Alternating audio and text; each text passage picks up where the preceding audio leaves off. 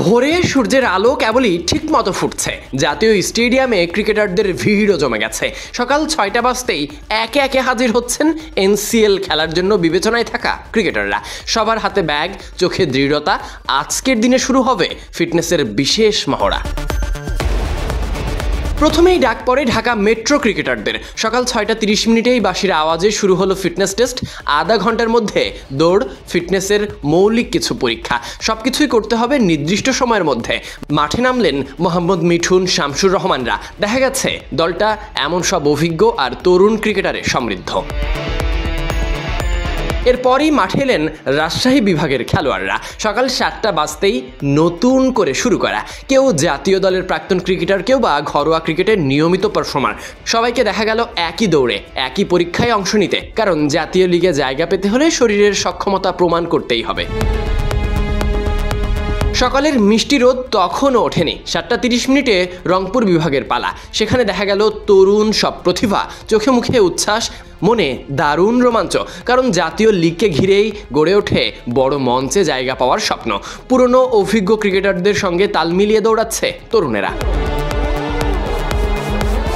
এবারে শেষ সেশন। সকাল ৮টায় নামলেন সিলেট বিভাগের ক্রিকেটাররা। পরিচিত মুখ খালেদ আহমেদ, আরাফাত সানি আর নতুনদের মধ্যে জাকির হাসান সহ অনেকেই ছিলেন এই দলে। সিলেটের খেলোয়াড়দের মাঝে একটা টিম স্পিরিট দেখা যায়, সেটা এখানেও স্পষ্ট।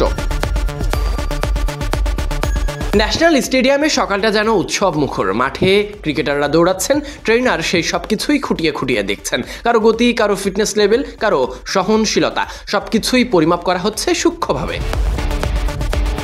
ফিটনেসের শেষ অংশে একই মাঠে দেখা গেল অদ্ভুত দৃশ্য।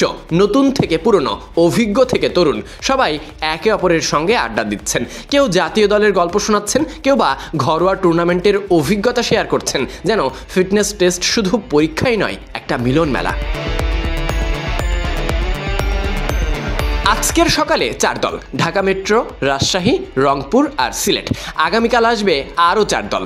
মোট ২ দিনে ৮টি দল এই ফিটনেস টেস্টে অংশ নেবে। শুরু হবে নতুন মৌসুম। এই পথ চলার এখান থেকেই আসল শুরু ক্রিকেটারদের ঘাম ঝরানো, পরিশ্রম আর স্বপ্নের পিছনে নতুনভাবে এগিয়ে যাওয়ার।